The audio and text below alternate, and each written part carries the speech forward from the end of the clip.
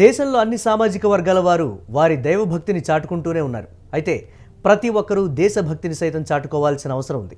భరతమాత గడ్డలో పుట్టిన ప్రతి ఒక్కరూ భారతీయులే. దేశం రక్షణ కోసం ప్రతి ఒక్కరూ సైనికులే కానక్కర్లేదు. దేశభక్తిని చాటుకునే ప్రతి పౌరుడు ముందుకు సాగాలన్నదే ఈ వందే మాతరం దీక్ష సంకల్పం. హైదరాబాద్ నగరంలోని నల్లకుంట్లలోని నిత్య జనగణమన కేంద్రంలో జెండావిష్కరణ జరిగింది. ఈ కార్యక్రమంలో సీనియర్ జర్నలిస్ట్ నేలంటి మధు, మిర్చి developers director Omkareshwar, Vande Mataram organisation వ్యవస్థాపకులు చెన్నూరి నాగశ్రీధర్ పాల్గొన్నారు. ఇకపై ప్రతి సంవత్సరం జనవరి 26, ఆగస్టు 15న వందే మాతరం దీక్ష చేపట్టాలని వారు పిలుపునిచ్చారు. భారతదేశంలోనే తొలిసారిగా వందే మాతరం దీక్షను నగరంలోని నల్లకుంట్ల నిత్య జనగణమన వేదికగా ప్రారంభిస్తున్నామని వివరించారు.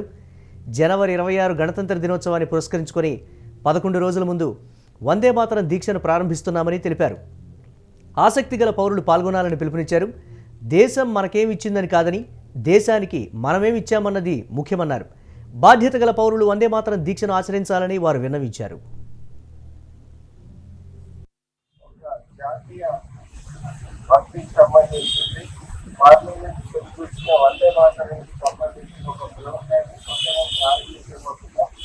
ప్రారంభించే కార్యక్రమాన్ని సీనియర్ క్రైమ్ ఇన్వెస్టిగేషన్ రిపోర్టర్ ఆయన శర్మ గారు, శ్రీధర్ శర్మ గారు అనౌన్స్ చేస్తారు.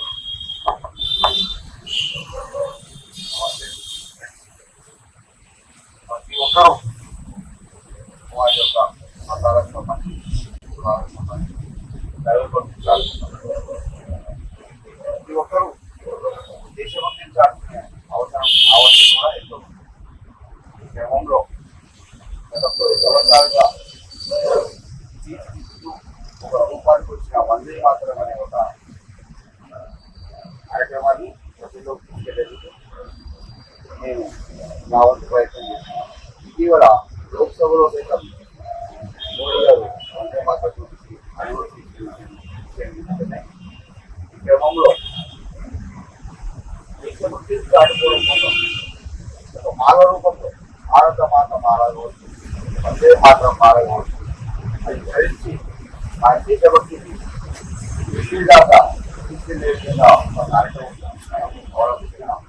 ఇందులో భాగంగా జనవరి 26న ఆ మాల ఈ విధంగా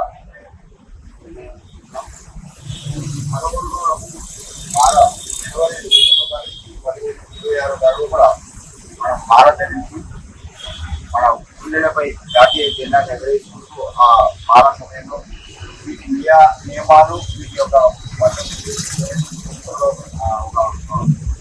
సమాచారం అందించడం మనం దైవభక్తితో పాటు సాధ్య విధంగా ఏ విధంగా ఉంటాయో ఆ విధంగా దేశభక్తిని చాటుకోవడం కోసం మనం ఒక కార్యక్రమాన్ని దేశానికి ప్రపంచానికి పరిచయం మంచి ప్రయత్నాలు దేశభక్తులతో సహకరిస్తున్నాం.